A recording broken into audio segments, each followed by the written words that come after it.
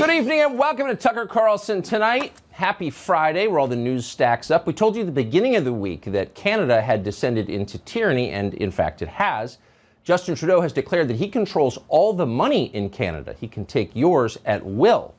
Today, Trudeau had nonviolent protesters and independent reporters arrested. In some cases, they were trampled with horses. These are the most egregious human rights violations by a Western government in recent memory.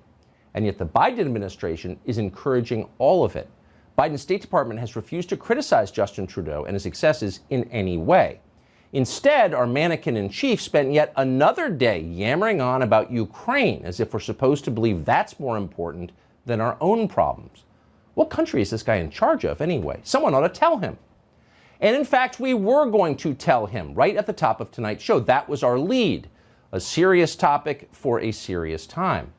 And then, out of nowhere, we received an early copy of Take Up Space, the unprecedented AOC. It's a book-length suck-up to Alexandria Ocasio-Cortez by the editors at New York Magazine. It's coming out next week. Now, a hagiography of Sandy Cortez is like a box of Fig Newtons. You know it's wrong to open it, but the temptation is strong. And so we did. And before we knew it, we consumed the whole thing. We still feel sick. So that is what we're opening with tonight, the new Sandy Cortez book. Yes, it's a lighter topic than tyranny in Canada or war in Ukraine, both of which we will get to in a minute. Our only excuse is it's Friday and we've got limited self-control with stuff like this. It's an amazing book. Let's put it this way. It opens by comparing Ocasio-Cortez to Jesus. And then it suggests that because she once got second place in a high school science competition, she could have gone on to win the Nobel Prize. It is a remarkable piece of journalism. We plan to put extensive excerpts from the book on the screen tonight for you to read.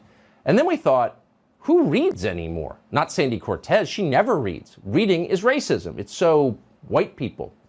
So instead, we've asked our senior producer, Alex McCaskill, to read the passages for us. You may recognize Alex McCaskill's melodious outer London-inflected voice from the Stacey Abrams softcore porn novels that we have featured on the show. We've asked him today to compare these two projects. He said he found this one creepier. We'll let you be the judge. Here's a section in which the fangirls at New York Magazine let us know why they wrote this book in the first place. There are a lot of politicians they could have fawned over. They picked Sandy Cortez because she's a lady. To say she is a feminist is to understate the facts. Ocasio-Cortez is the first politician in history to live fully out loud while female. And the degradations of womanhood are personal to her. So she's not just the first woman to represent her congressional district in the state of New York. She's the first woman in human history to get elected to something and then, quote, live fully out loud while female. What exactly does that mean? Is it a trans thing? Honestly, we don't know. She's definitely loud. But we did understand the next line. The degradations of womanhood are personal to her. Well, that's certainly true. No one has done more personally to degrade American womanhood than Sandy Cortez has. She is living proof that 60 years of feminist liberation did not work. Sandy Cortez is not empowered. She's neurotic and silly. She is far more frivolous than any 1950s housewife ever was. June Cleaver was a more serious person. At least she made dinner. Here's what Sandy Cortez does. She puts on makeup while talking about herself. As the youngest woman in Congress, and as a woman of color, it's so hard to be taken seriously. It's just, it's like any workplace where sometimes it feels like you have to jump up and down for anyone to listen. It's just really difficult because some people are just born in bodies that are naturally taken more seriously. People already try to diminish me and diminish my voice as young and frivolous and unintelligent. They don't take me seriously when I put on eyeshadow. People are calling me unintelligent just because I'm dumb. It's pretty funny. But the funniest of all was hearing Sandy Cortez describe herself as a woman of color. She often does. No one ever dares to challenge that description, but every honest person knows it is hilariously absurd. There is no place on earth outside of American colleges and newsrooms where Sandy Cortez would be recognized as a, quote, woman of color, because she's not. She's a rich, entitled white lady. She's the pampered, obnoxious ski bunny in the matching snowsuit who tells you to pull up your mask while you're standing in the lift line at Jackson Hole. They're all the same. Doesn't matter which shade they are. Apparently, the editors at New York Magazine don't ski. They spend the entire book pretending that Sandy Cortez has just emerged from some teeming favela in the slums of Rio to save the world's poor. Reading it, you would have literally no clue she was a credentialed member of the overclass. You'd think she was St. Francis. On the day of the House vote, Ocasio-Cortez stood up in the chamber, again wearing all white. She looked like a prophet, or a medium tapping a deep well of popular fury. Radiant and white in her gown, bathed in the glow of holy righteousness, a prophet for our time. Imagine Isaiah, but with nails to match the handbag. That's how New York Magazine describes Sandy Cortez. And that's weird because we live in this country too, and that's not at all how we remember the moment. Here's a clip from the speech the book is referring to. Look at this person and ask yourself if you can feel God's presence. But we have to go into this vote eyes wide open. What did the Senate majority fight for? One of the largest corporate bailouts with as few strings as possible in American history. A prophet? Or proof that Adderall abuse is more common than we admit? We'll let you decide. We will tell you that the editors at New York Magazine are highly impressed by the way Ocasio-Cortez looks. They think she's hot. It's a major theme in the book, and in fact, it's a major theme with Ocasio-Cortez herself. She talks about her beauty constantly. Just a few weeks ago, she let us know how hard it is that everyone wants to sleep with her all the time. What a burden. It's like living as a nudist in the Dallas Cowboys locker room. Men are so aroused by her TikTok videos, she can barely get through a day. Yet she does her job anyway. That's why she's a hero. The burden of sexiness weighs heavily on her sleek and tawny shoulders, but she bears up under it. Listen to New York Magazine's account. Ocasio-Cortez would have been well aware of her impact on others. Her rhetoric could be confrontational and her politics countercultural, but her appearance conformed to society's conventions. With her wide-apart eyes, arched brows, and tawny complexion, she could have modelled for a skincare line, and in fact later capitalised on these assets by shooting a makeup tutorial for Vogue. She could have been a model for a skincare line. And that's why she's such an amazing political leader, because she's so pretty. Imagine a man saying that. It would probably be considered patronizing, if not grounds for cancellation.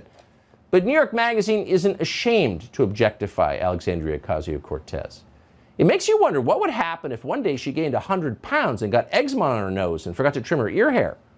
Well, you know what would happen? Her political influence would evaporate instantly. She's not the leader of an ideological movement. She's a living marketing campaign. Here she is selling cosmetics. I really like starting to blend with my fingers, and then I'll go in afterwards and polish it off. I've been lately playing with a lot of eyeshadows. I go in with a little kind of a lighter color, and I just wash it all over my lid. I tried the shimmer, and it looks fire, it looks good. Whenever you see me wearing a red lip, most of the time, it's this one. And again, I start small and I start working my way out. Voila. So makeup is a process. You know, you start small and then you work your way out, concentric circles. That's the way she uses cosmetics. And we have to, but she seems pretty good at it. Painting her own face may be her one real skill, but something useful, it's a different story. Watch this CNN account of her attempt to assemble her own IKEA furniture. Oh shoot, 5-second rule.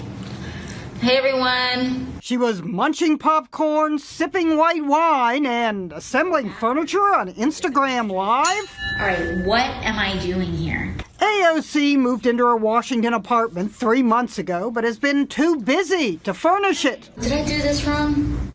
Boom! I did it. Obviously, there are a lot of self-involved people in politics, all of them, pretty much. But it takes a special kind of narcissist to imagine that the world desperately wants to see you bolt together a particle board coffee table. But New York Magazine can't get enough of it. Here's their account of what you just saw. On this night, and again during another session assembling IKEA furniture in July, she shone a bright light on her own complicated, multifaceted self. In that video, Ocasio-Cortez looks thin. Her trousers sag, She's wearing her glasses and her hair is up in a sloppy, just about to wash my face bun. She's wearing an old moto jacket and is sitting on the floor of her unfurnished apartment eating a bowl of popcorn and drinking a glass of wine. For dessert, she has a small pack of fruit snacks, sent to her in bulk by Roberts' mother. She has no agenda, nothing in particular to get off her chest. It really is as if she were exhausted and wanting to talk. "I'm alone today," she says pointedly at the camera. Imagine if you were the person who wrote that. So here's this crazed solipsist filming herself as she puts together a coffee table and eats popcorn. Okay? The least compelling film made since Andy Warhol died. And this is what you call it. She's shown a bright light on her own complicated, multifaceted self. That's the moment when you have to be honest with yourself and say, it's time for me to retire. By the way, the person who wrote this didn't even perceive how creepy it was. "I'm alone today," Ocasio-Cortez says pointedly at the camera. Is it just us, or does that sound like an invitation to a booty call? Maybe one step from, "What are you wearing?" Either way, it's a little strange. It's definitely oversharing. And yet, according to the book, oversharing is the key to Sandy Cortez's success. She offered the reassuring warmth of Oprah, the fire and brimstone of Jonathan Edwards, the inspiration of John F. Kennedy, the intimacy of an FDR fireside chat. It was exhausting and reassuring and scary and comforting and extremely weird. The intimacy of an FDR fireside chat. Sure, except that FDR never told us about his skincare regimen. Somehow he was able to win the Second World War anyway. You wonder how he did that. You also wonder what brand of concealer he used. Sadly, there was no Instagram then, so the details have been lost to history. Thank heaven we know what Sandy Cortez uses. If I said it, I meant it. Bite my tongue for no one.